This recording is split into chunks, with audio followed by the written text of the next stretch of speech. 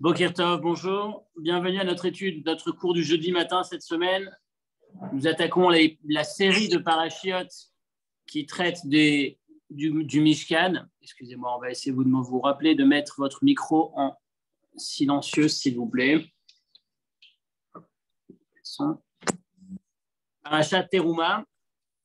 On commence la série de parachiotes dont il va parler du Mishkan. Cette année, on va avoir un bon nombre de semaines de maintenant jusqu'à la fin du Chumash Shemot. Donc, on en a pour 4-5 semaines à répéter chaque semaine les mêmes passages, ou quasiment.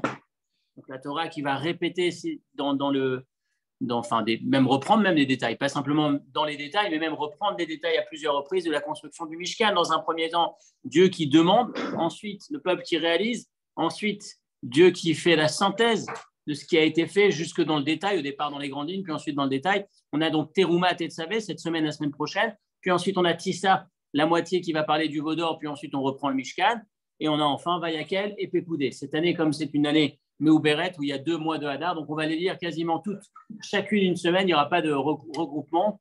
Donc on va entendre ces mots, vous allez à la synagogue Shabbat, vous allez entendre des mots qui se répètent, des mots qui se ressemblent, on va avoir l'impression qu'on entend la même chose chaque semaine. Et je voudrais m'arrêter aujourd'hui sur un des sujets de la construction du Mishkan, un des sujets, un détail, on va dire, un point sur lequel on pourrait ne pas prêter beaucoup d'attention. Ça a l'air d'être un petit endroit, mais on va voir c'est un des ustensiles ou un des éléments qui a le plus d'importance finalement, merci, dans la structure du Mishkan et dans la structure du judaïsme, et je dirais même du monde entier presque, de l'ensemble des peuples aujourd'hui. Je veux parler de Jérusalem, je veux parler forcément d'un de ces ustensiles au milieu du temple, dans le Saint des Saints. On va en parler tout de suite.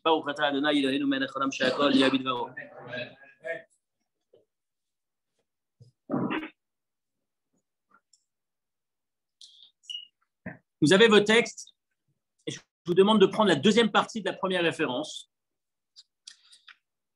Donc, dans le Mishkan, lorsque Dieu demande à Moshe de fabriquer, de construire un Mishkan et puis d'y implanter des ustensiles, il va y avoir l'arche saint dans lequel on met les tables de la loi. Donc, on a les tables de la loi, les douchot, probablement l'objet le plus important qui a le plus de grandeur, de hauteur, puisqu'il a été donné directement par Dieu, qui se trouve dans cette boîte, parce que le Haron, c'est une boîte finalement, sur laquelle on va avoir un couvercle, et au-dessus de ce couvercle, il va y avoir ce que l'on appelle les kérouvim, les chérubins.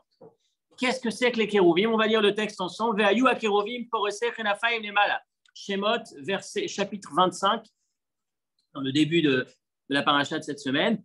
Ve'ayu ha-kérouvim poresech enafayim lemala sochechim bechanfeim ala kaporet. Les kérouvim, ces chérubins, on ne sait pas ce que c'est. On sait que ça s'appelle kérouvim. À ce stade, on n'a aucune idée de ce que représentent ces kérouvim. On sait qu'ils avaient des ailes étendues vers le haut et qui recouvraient avec leurs ailes le caporet, la boîte, le couvercle de la boîte dans laquelle se trouvaient les tables de la loi, le couvercle de l'arche, Aaron. L'arche, à l'époque, c'était donc dans le temple et dans le Mishkan, dans le tabernacle, dans le désert, c'était une boîte. Et donc, Venatata et à caporet à l'Aaron milmala. Dieu demande ensuite à Moshe, une fois qu'il aura fabriqué la boîte, de poser le couvercle au-dessus de cette boîte. Dans l'arche, tu placeras les tables de la loi que je te transmettrai, que je te donnerai. À chaque fois que je voudrais te donner rendez-vous, Moshe, ce sera là-bas, dans cet endroit, dans le Saint des Saints, dans le temple, dans la tente d'assignation. À cette époque, c'est le tabernacle. Pardon. Je parlerai avec toi. D'où est-ce que je parlerai avec toi? Mais à la caporet, ma voix interviendra à partir d'au-dessus de ce caporet, de ce couvercle, mi ben shene à kérouvim, entre ces deux chérubins. Le texte termine. Tout ce que je souhaiterais que tu transmettes au peuple juif, tout le judaïsme qu'on a reçu, à partir de Moshe au Sinaï, après le Sinaï, on a entendu les 10 commandements. Après le Sinaï, lorsqu'on va recevoir toute la Torah, d'où est-ce que vient toute cette Torah? Tout ce que Moshe va entendre, à part ce qu'il a reçu au Sinaï, mais tout ce qu'il va entendre pendant toutes ces années du désert, à chaque fois que Dieu va ikra et Moshe, va idaber Hashem, chaque fois que Dieu s'adresse à Moshe, qui lui parle, d'où est-ce qu'il lui parlait? D'où venait cette voix de cet endroit précis, ces chérubins, dans le Saint des Saints? Alors, avant d'entrer dans les difficultés, puisqu'encore une fois, l'objectif du cours, c'est de s'interroger sur parfois un détail insignifiant de la paracha et s'apercevoir ce qui cache, ce qui réserve à l'intérieur, mais est-ce qu'il y a des informations importantes et surtout des leçons pour nous. Déjà, entrons simplement dans la signification, la traduction.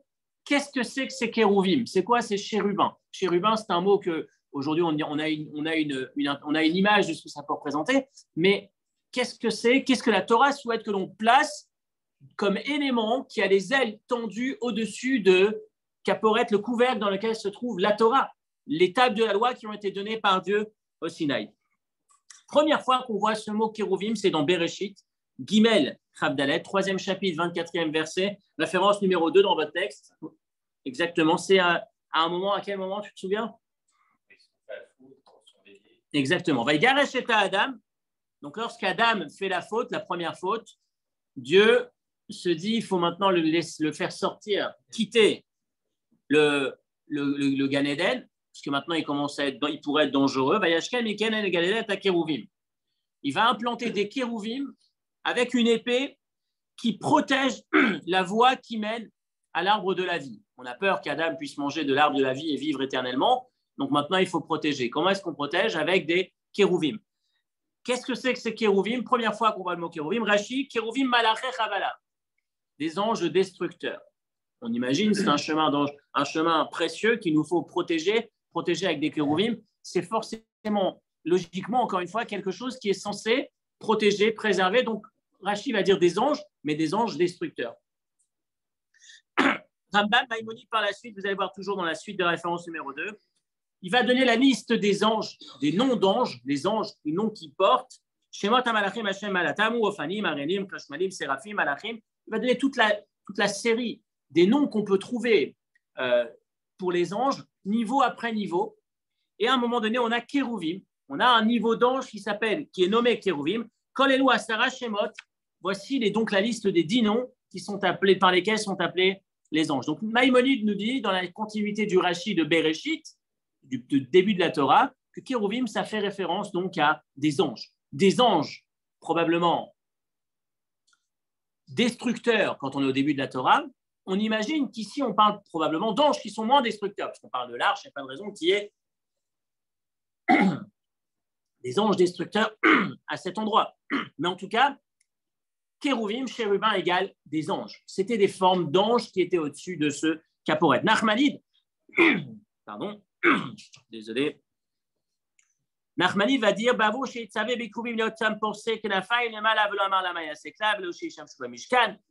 Maïmonide va dire on ne sait pas ce que font ces kérouvim dans cette position, quel est le sens, etc. Il va dire, Maïmonide va dire la place de ces kérouvim, ce sont des anges qui ressemblent aux chars célestes. Pneshor, il y avait des animaux qui accompagnaient le trône divin, qui est ce qu'on appelle la Merkava, le char céleste. Donc, on veut représenter Dieu sur terre. Pour représenter Dieu sur terre, on a la présence divine dans les tables de la loi, qui ont été remises par Dieu, qui sont dans l'arche. Mais au-dessus, on a ces anges qui sont comme l'escorte qui va protéger le roi qui se déplace, l'escorte qui protège Akadosh Baruch Hu d'une certaine manière. C'est la représentation de ces anges. Donc, première explication, Kérouvim, des anges qui ont ce format d'ange, cette forme d'ange, pardon, qui est matérialisée dans le Saint des Saints. Deuxième explication, Rabbeinu Bechaye va dire Shnaim Kérouvim Zachar Unkevayu. Non, c'était le visage d'un garçon et d'une fille, pardon, d'un homme et d'une femme. Et lorsque Béchash et Israël Olim la Regel, lorsque le peuple juif montait à Jérusalem et venait au temple, on leur montrait Bégalim et Aparochet, on dévoilait un peu le rideau qui protégeait qui était justement au devant de l'arche et de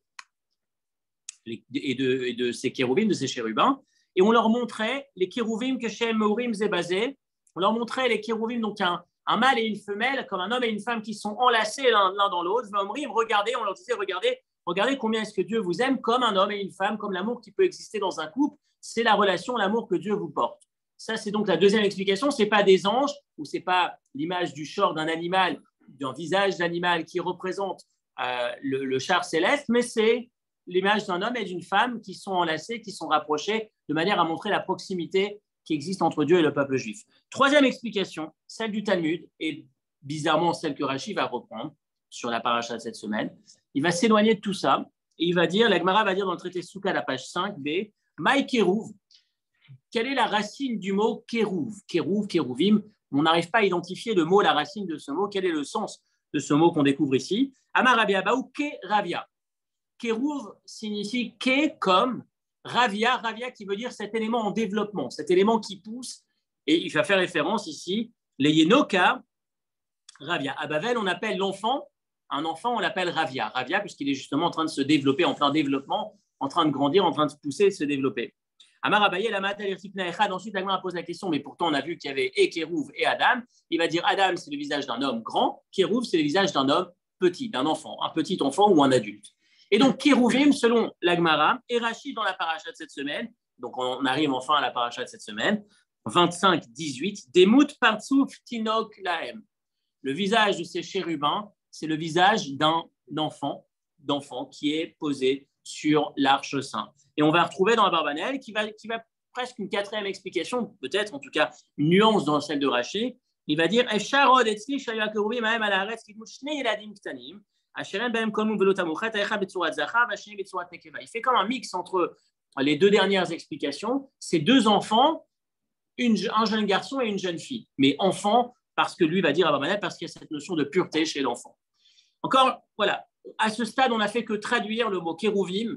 Et donc, lorsque vous lisez la paracha de cette semaine et que vous arrivez dans cet endroit du Kodesh HaKodashim, du Saint des Saints, dans lequel se trouve l'arche, dans lequel se trouve les tables de la loi, au-dessus des tables de la loi, on a ce couvercle et ces chérubins. Quels sont ces chérubins? Quelle est la traduction des chérubins? Des anges, le char céleste, un homme et une femme, ou alors des enfants. Et c'est sur cette dernière explication, celle de Rachid sur notre paracha, que je voudrais m'arrêter avec vous aujourd'hui. Les difficultés que cela soulève, mais surtout, l'orientation du cours d'aujourd'hui, à la différence des cours de ces dernières semaines. Vous savez, pour ceux qui nous suivent depuis quelques années ou depuis quelques temps, c'est toujours le même schéma, si on peut dire, dans le cours du jeudi, comme dans beaucoup de cours d'ailleurs. Dans le cours de Torah, il y a deux directions. Il y a une direction où on travaille, on se challenge, on arrête de s'installer et on s'invite à se dépasser. Donc c'est généralement les derniers cours, ces dernières semaines, c'est surtout pour une prise de conscience, un développement, se pousser à aller plus loin. Et il y a de temps en temps, on a besoin aussi d'un booster, enfin pas le booster qui me pousse à me dépasser, mais qui m'apprend que j'ai les possibilités de m'en sortir, qui me renforce un peu, j'ai besoin d'être renforcé.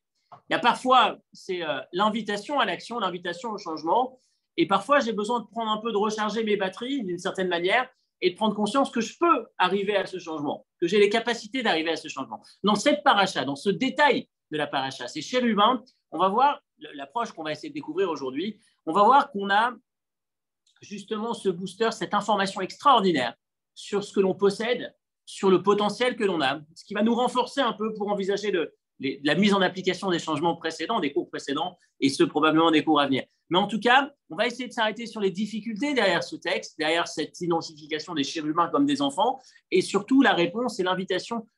Pour beaucoup, c'est les idées que vous avez déjà, enfin, encore une fois, qui ne sont pas révolutionnaires ou nouvelles pour vous, parce que vous les avez déjà entendues. Enfin, le message essentiel, c'est pas étranger pour vous, mais ça reste une véritable révolution qui n'est pas forcément acquise par tous.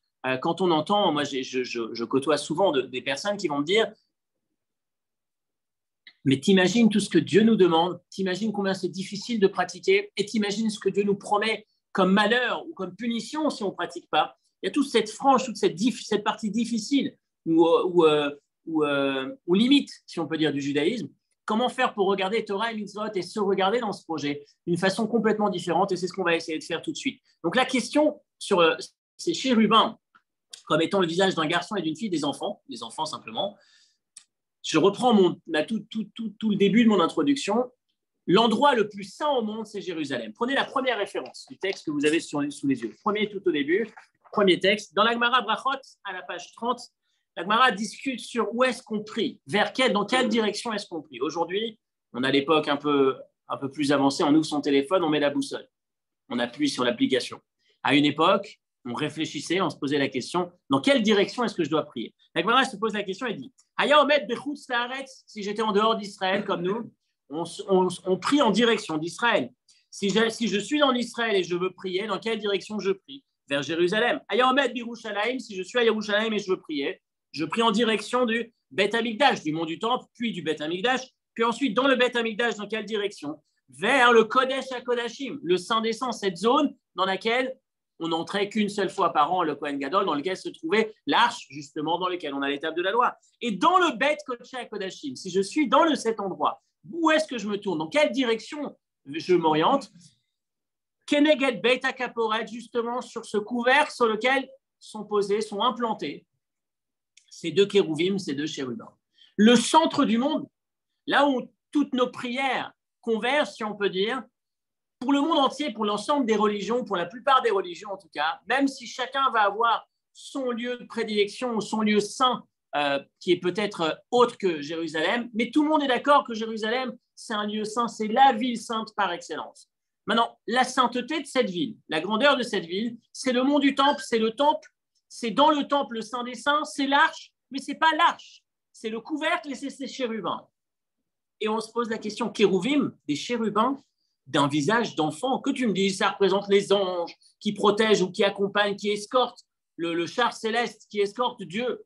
Encore une fois, cette image-là, encore on peut l'entendre. Qu'on puisse parler d'hommes et de femmes, c'est déjà limite. Mais on peut dire, bon, il y a peut-être ce sens de cette proximité avec Dieu. Mais pourquoi un visage d'enfant? Qu'est-ce qu'il y a de grand dans un visage d'enfant pour qu'on ait choisi ce modèle, cette image à placer, à positionner au-dessus, et j'insiste, on va revenir dessus, ça fait partie des difficultés qu'on a, au-dessus des tables de la loi qui nous ont été données par Dieu. Donc déjà, la question est, premier élément, pourquoi des enfants dans le Saint des Saints? Pourquoi des enfants? Et pourquoi c'est cette zone, c'est cet endroit, ce sont ces visages d'enfants qui sont devenus le centre de l'attention du monde entier, peu importe où on est, pour tourner, pour orienter notre prière. Dieu, sa voix sortait, lorsqu'il parlait à Moshe, entre ces kérouvim, donc ces enfants. Qu'est-ce qui se cache derrière ce symbole de ces enfants? Pourquoi des enfants dans le Saint des Saints? Les enfants, si c'est des enfants vers qui on cherche à se tourner pour prier, il y en a un peu partout chez moi à la maison, il n'y a pas besoin d'aller chercher très loin au temple et au-dessus de l'Arche Sainte. Pourquoi finalement? Qu'est-ce qui se cache derrière cette idée? D'autant plus que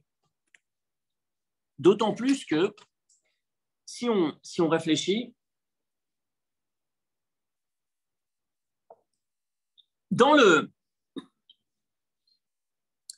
la première explication, un ange, c'est quelque chose d'élevé. Dans la seconde explication, c'est un homme et une femme, c'est peut-être pas élevé, mais ça représente une proximité, un attachement, un lien avec Akadosh Baruch Hu. Mais le troisième, on a l'impression, les enfants, que c'est celui qui possède le moins d'éléments convaincants. Ensuite, ça représente aussi un danger. Pourquoi un danger? Parce que fabriquer le visage d'un enfant, entre parenthèses, la première explication qui parle d'un taureau, qui est le visage d'un taureau qui représente le char céleste et les anges, c'est ce qui nous permet de comprendre pourquoi ils ont fait un veau d'or.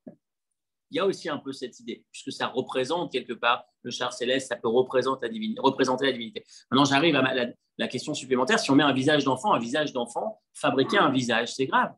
Ça peut laisser, encore une fois, dans le temple, c'est permis, c'est autorisé, c'est plus qu'autorisé, c'est demandé. Mais c'est ce qui peut laisser la place ensuite à l'idée à quelqu'un de fabriquer un visage et d'en faire une statue, une idole, ce qui est totalement interdit. Donc pourquoi est-ce qu'on a choisi cet élément? Et enfin, dernier élément, dernier détail dans la question, que tu places ces enfants au-dessus des tables de la loi, au-dessus. Qui est-ce qui pourrait imaginer quoi que ce soit de poser au-dessus d'un Sefer Torah? Maintenant, ce n'est pas un Sefer Torah, c'est les tables de la loi que Dieu a remis lui-même, qui ont été écrites par Dieu, initialement les premières, et remises à Moshe. Comment est-ce qu'on peut se permettre de mettre au-dessus de la Torah un élément qui ne représente a priori pas grand-chose, un enfant, le visage d'un enfant? Qu'est-ce qui se cache derrière ces kérouvim? Voilà le thème de notre réflexion, en tout cas l'interrogation. Et comme je le disais tout à l'heure, le but de cette interrogation, c'est d'aller vers une des explications et ce que ça réveille chez nous, ce que ça évoque chez nous, le renfort quelque part. On va appeler ça comme ça. Il y a des fois où on s'exerce, où on se dépasse, il y a des fois où on se renforce. Donc aujourd'hui, ça va être plus une opération de se ressourcer en énergie, reprendre des forces pour ensuite continuer ce travail. Donc, on va vers la réponse.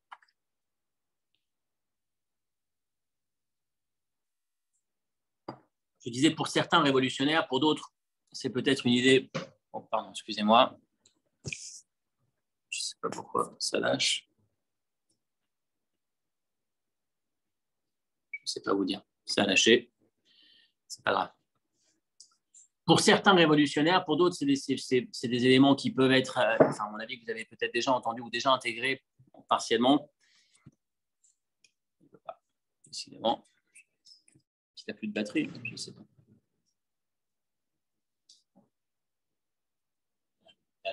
Ah, il y a quelque chose, je ne sais pas. Je vais sortir. Hein? Non, c'est le truc qui lâche. J'ai l'impression que c'est dans la batterie. Normalement, il doit tenir. J'espère que ça tiendra. On continue.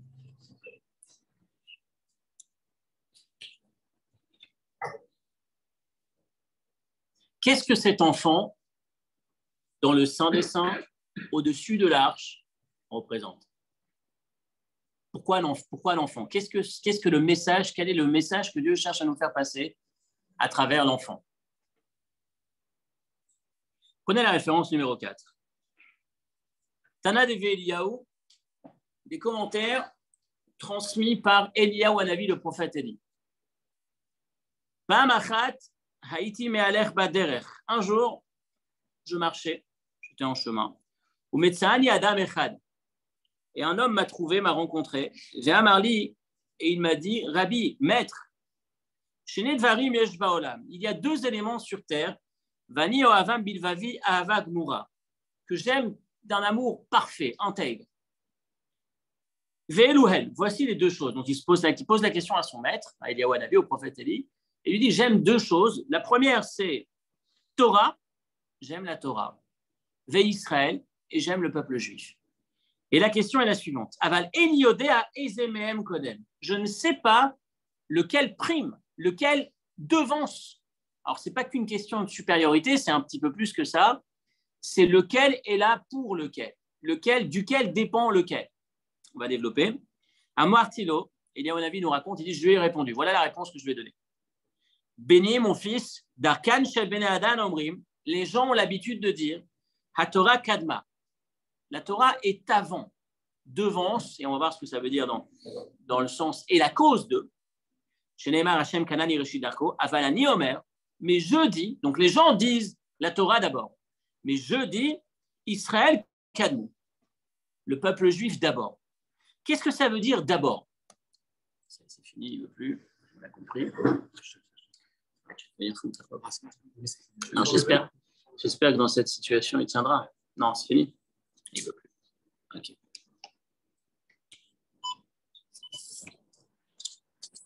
Merci pour l'idée. On change de technologie. On va y arriver. Ah, c'est bon. C'est bon. Merci. Excusez-moi, la technologie fonctionne moins, mais on va y arriver.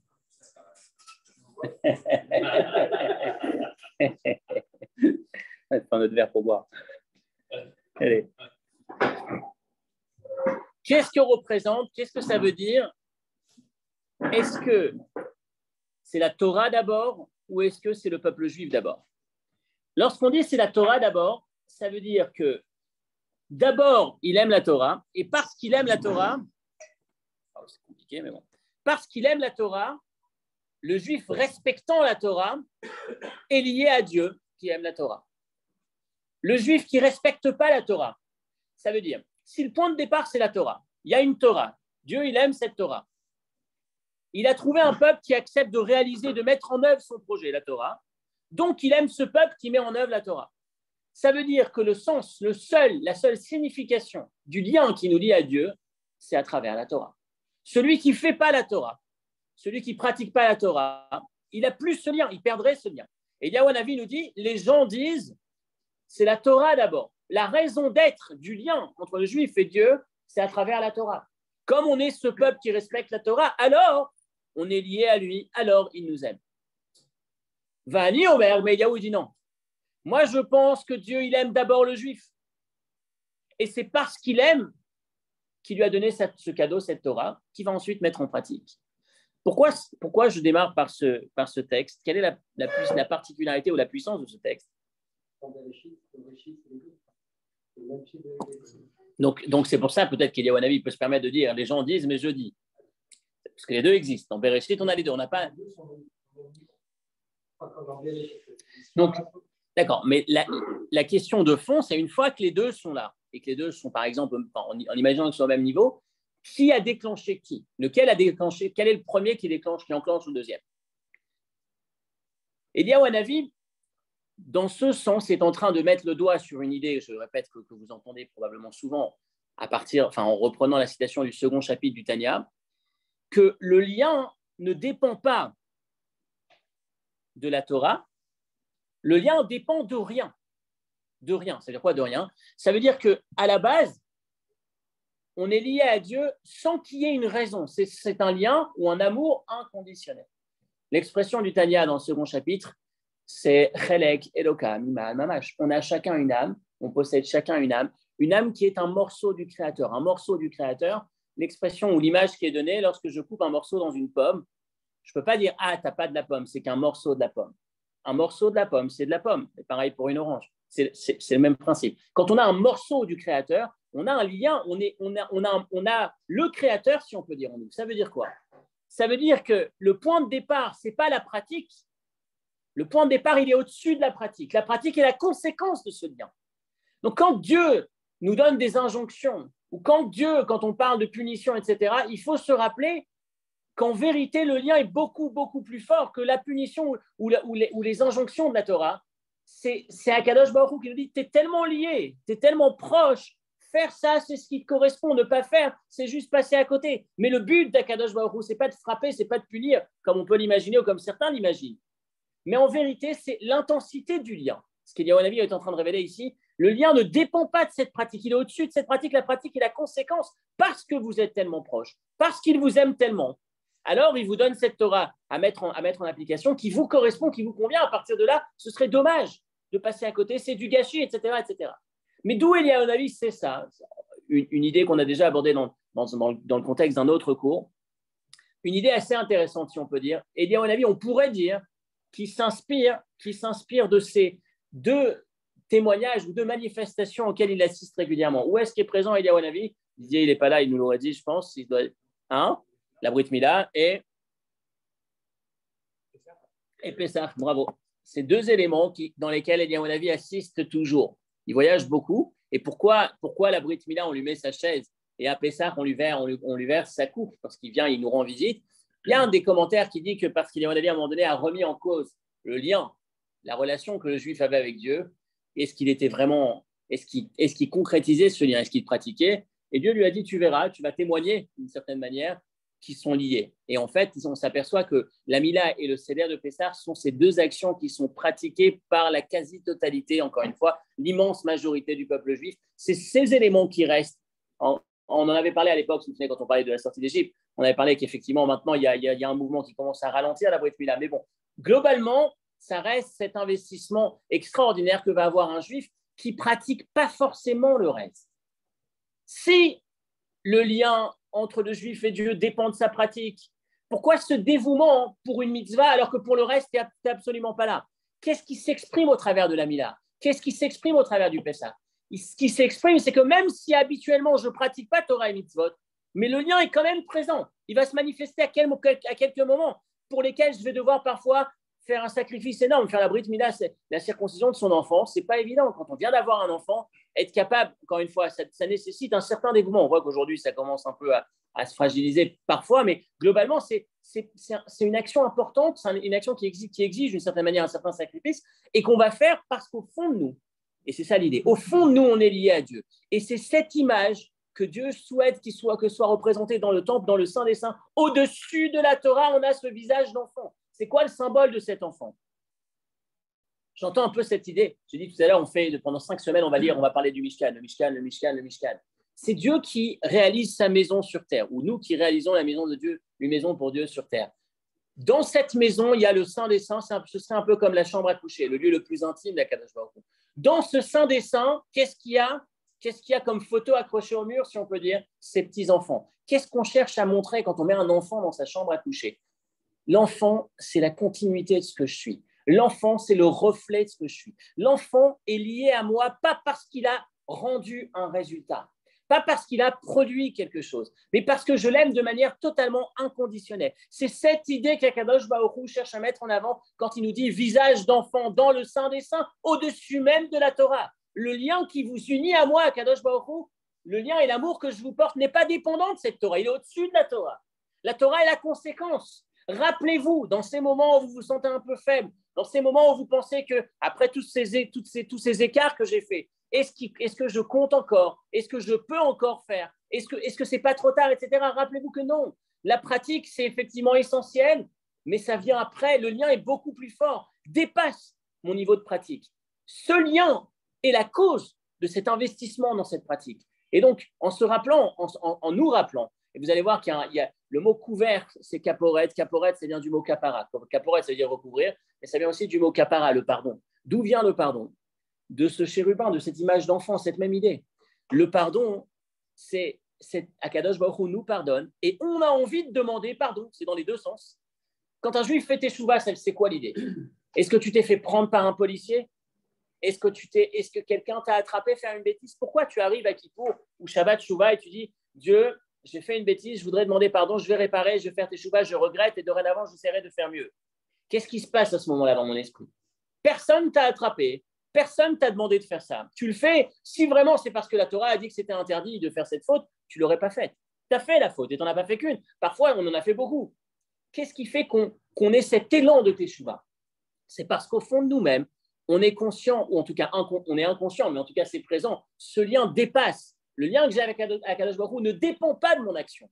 Et ça, c'est une idée particulièrement enrichissante. Quand je disais tout à l'heure, ça nous renforce. Quand on se sent parfois un peu accablé, quand on se sent que c'est vrai qu'on apprend beaucoup de choses dans les cours et qu'on a envie de mettre en pratique, mais que finalement, est-ce qu'on est à la hauteur de mettre en pratique? Est-ce qu'on n'est pas tombé trop bas? Est-ce que ça compte encore? Est-ce qu'on peut encore? Est-ce qu'on ne devrait pas être terrorisé de tout ce qui est écrit dans la Torah? Avec tout ce que j'ai fait, c'est fini, je suis tombé trop bas, etc., etc. Le message des kérouvim dans l'Arche Saint, dans cet endroit, dans le sein des saints, au-dessus de la Torah, c'est nous rappeler la puissance et l'intensité de ce lien. Je continue dans le texte, je vais vraiment finir avec vous ce texte. Bonjour. La dernière référence. Pirouche Rashi, dernière référence de votre texte. Et ensuite, on vient à une de ces illustrations et on termine. Pirouche Rashi, Pshuto Shanikra, Rashi, qui est le sens simple du verset dans la paracha de cette semaine, nous traduit Kérouvim et Chérubins par des enfants. Pourquoi? Mais d'abord, à la Roved Apashut Beyoter Shel Hayehudi. Il parle de la facette la plus simple du Yehudi, qui n'est qu'une seule entité avec Dieu. Une seule chose, un seul élément. C'est la raison pour laquelle Rashi nous dit que les kérouvim, que les chérubins étaient comme le visage d'un enfant. Bonne journée. Accrochez-vous, arrêtez-vous sur ces mots.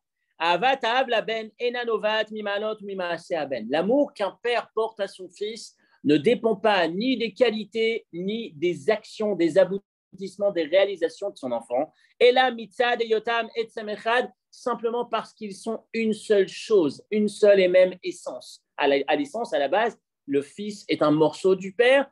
C'est ce qu'on a appelé tout à l'heure l'amour inconditionnel. Il n'y a pas de condition. C'est ce qui est censé être présent dans une relation entre un père et son enfant. Je sais, je j'ouvre une toute petite parenthèse, que ce n'est pas toujours évident, qu'il y a des écarts, qu'il y a des moments où ça peut être ébranlé ou secoué, mais la base qu'on doit toujours se rappeler, et qui en vérité, quand un enfant est jeune, avant qu'il soit grand, le visage de ce jeune enfant, c'est instinctif. On voit cet enfant, on aime cet enfant parce que c'est la suite de ce que l'on est, c'est un morceau de nous-mêmes qui nous ressemble et à qui on s'identifie, ou d'une certaine manière, on peut se retrouver dans lui. On retrouve des expressions, on retrouve des traits, etc., etc.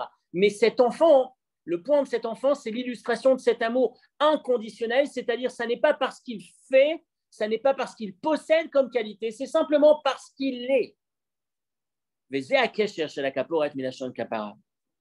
Et c'est ce message que Dieu nous donne lorsqu'il met les kérouvim dans le sein des saints, pour nous rappeler qui on est. Et c'est le lien avec Kaporet, Kapara qui veut dire pardon. Mishum Soda Kapara Alchet. Quelle est la racine, la source, la base du pardon sur une faute, ou Mikoach Heyot Hayodi Omed Me'al la Torah. C'est parce que le juif se positionne au-dessus de la Torah. Mais la reine Afilou Sheyesh Bo Chisaron Mekiyum Torah, c'est la raison pour laquelle, même s'il y a un manque dans sa réalisation, son accomplissement de la Torah, Yesh Bo Et HaKoach Lemaleh Et HaChisaron Hazeh, il a les capacités de combler ce manque quand il se souvient qui il est. Le but de ce cours, ce n'est pas de se dire « Allez, tu fais rien, tu t'en fous ». Le but de ce cours, c'est de dire « Rappelle-toi qui tu es ». Et peu importe où tu en es, tu as les forces d'entreprendre ce changement, ou ce retour, cette teshuva, ce retour, et cette mise en application de cette Torah. Ce lien est beaucoup plus fort. Et je voudrais finir avec cette idée, toujours dans la continuité de cette idée. Normalement, un peuple est constitué une identité est constituée soit de religion, enfin, je vais essayer de préciser ce que je veux dire. Normalement, ce n'est pas une identité. Normalement, habituellement, on appartient ou on possède une identité, une identité, on va dire, ou une religion de deux façons. Soit une identité parce que je pratique, je parle, je suis dans la culture d'un certain pays, et tant que je suis dans ce pays, j'ai cette identité, je suis français ou israélien, tant que je parle la langue, tant que j'ai la culture du pays, tant que je respecte les institutions. Le jour où je m'en vais, je quitte ce pays. Un Français qui va en Israël, dans quelques temps, il n'est plus français au bout d'un moment. Il n'est plus français parce que dorénavant, il ne pratique plus la France, il n'est plus dans les fêtes françaises, etc. Il est en Israël ou aux États-Unis, etc., etc. Ou alors une religion, vous prenez un chrétien est chrétien tant qu'il pratique sa religion. Le jour où il décide de cesser de pratiquer, il n'y a pas de raison pour qu'il soit encore chrétien. Il va s'appeler français, il va choisir un autre titre pour s'identifier, mais cette religion, il ne le représente plus puisqu'il ne pratique plus. Et là, on a cet extrême dans la Torah, dans le judaïsme, et vraiment, je dis l'extrême, c'est la référence qui précède le dernier texte, Yevamot 47b. Un homme qui décide de se convertir à une autre religion. On va même prendre le cas encore plus extrême. Il était non-juif, il se convertit, il devient juif, et ensuite, il décide, donc maintenant il est juif, il décide de redevenir non-juif. Il se convertit à nouveau à une autre religion. Et il va se marier avec une femme, religieusement. Cette femme est considérée comme mariée à un juif potentiel, et elle devra obtenir un acte de divorce pour s'en séparer. Mais pourquoi ? Où est la logique ? Qu'est-ce qu'il y a de rationnel dans ce que je viens de dire ? À partir du moment où j'ai décidé de ne plus pratiquer, où j'ai décidé de ne plus me sentir comme appartenant à cette religion, où il n'y a plus rien qui me lie à cette religion, j'ai décidé de m'engager dans une autre religion. Comment se fait-il que ce lien soit encore présent ? Et c'est exactement l'expression de ce qu'on était en train de dire. C'est plus fort que tout ça. Le lien ne dépend pas de mon engagement dans la pratique. La religion, c'est la famille, c'est la mère qui transmet. Ça se transmet par filiation. La mère qui transmet à l'enfant, etc., etc. Pourquoi ? J'ai rien choisi, j'ai rien fait. Je vais dans une voie complètement opposée. J'ai décidé de militer pour une autre religion. Je reste profondément considéré comme juif. Cette idée, c'est l'intensité de ce lien qui se manifeste par ces chérubins dans le Saint des Saints. C'est ce message qu'on doit se rappeler. Quand on tourne et qu'on fait notre prière vers cet endroit, pourquoi cet endroit est le plus élevé ? C'est Dieu qui a choisi de se manifester dans sa chambre à coucher, dans l'espace le plus intime. Qu'est-ce qu'il a devant lui ? Quelle image il a devant lui ? L'image de son enfant, de son petit enfant, de son jeune enfant qui nous représente. Ce lien-là qui dépasse l'aboutissement, qui dépasse la réalisation, qui dépasse les qualités qu'on pourrait posséder. Simplement, le fait d'être, c'est cet amour inconditionnel. Je vais terminer par cette anecdote aussi qu'on avait racontée il y a quelques temps quand on parlait de Eliyahu Hanavi et Pessah et la Brit Mila. C'est le Rav Lau qui raconte ça dans sa Haggadah, l'ancien grand rabbin d'Israël, qui raconte dans sa Haggadah dans les années 90, il était Rav de Tel Aviv et il devait s'occuper d'une commission qui devait statuer sur le statut de la judaïté de tous ces olim, tous ceux qui venaient de Russie, d'ex-URSS. Et à un moment donné, jour après jour, ils étudiaient dossier sur dossier, après dossier, il y avait des piles de papiers, de preuves, de témoignages, etc. Il y a une famille, un garçon qui arrive pour demander, d'attester sa judaïté. Il entre dans le bureau du Rav avec 2 témoins. Il n'a pas de papier, mais il a 2 témoins. Un témoin jeune, même âge que lui, plus ou moins, un peu plus grand que lui, mais jeune, plus ou moins, qui va dire: je me souviens que j'ai avoir assisté à la Brit Mila de ce garçon en Russie. Je témoigne, j'étais présent à la Brit Mila de ce garçon. Mila en ex-URSS, ça voulait dire quelque chose. C'était pas évident, c'était assez difficile à réaliser. Le deuxième témoin, un peu plus âgé, même plus âgé, il dit, moi, je ne connais pas le garçon, mais je connais sa mère. J'aime beaucoup cette histoire parce qu'elle illustre encore une fois la profondeur, cette intensité de ce lien. Il dit, sa mère travaillait dans un hôpital en Russie. Donc, elle était à Moscou, elle n'était pas religieuse. Enfin, a priori, elle travaillait 7 jours sur 7, constamment à l'hôpital. Mais une fois par an, je la voyais. C'était à peu près 1 ou 2 mois avant Pessah. Elle venait me voir avec 365 cigarettes pour que je les prenne, je puisse les vendre au marché noir, acheter de la farine avec et fabriquer des matzot pour elle. Et donc, qu'est-ce qu'elle faisait? C'est une femme qui fumait 2 paquets par jour et qui met, je ne sais plus combien, enfin peu importe, qui mettait une cigarette par jour de côté. Elle avait une boîte, chaque jour de sa vie, une cigarette, pour pouvoir ensuite, à l'approche de Pessah, trouver le rabbin qui va lui réaliser les matzot pour qu'elle puisse les manger pendant Pessah, ces 2 kilos de matzot. Et le Rav Lo qui est là, il demande est-ce que je peux avoir ses coordonnées, je voudrais l'appeler en Russie, etc. Je voudrais l'avoir en ligne. Ce n'était pas pour attester, parce qu'il avait le témoignage. Il appelle cette dame, il arrive à la voir au téléphone et lui dit écoutez, je voudrais vous dire que moi, je célèbre Pessah. Nous célébrons Pessah un soir dans l'année. Mais vous êtes extraordinaire. Vous célébrez Pessah 365 jours par an. Chaque jour, une de tes cigarettes, tu les mets de côté pour te préparer à ce que tu puisses avoir un bon Pessah. Une personne qui n'est pas pratiquante.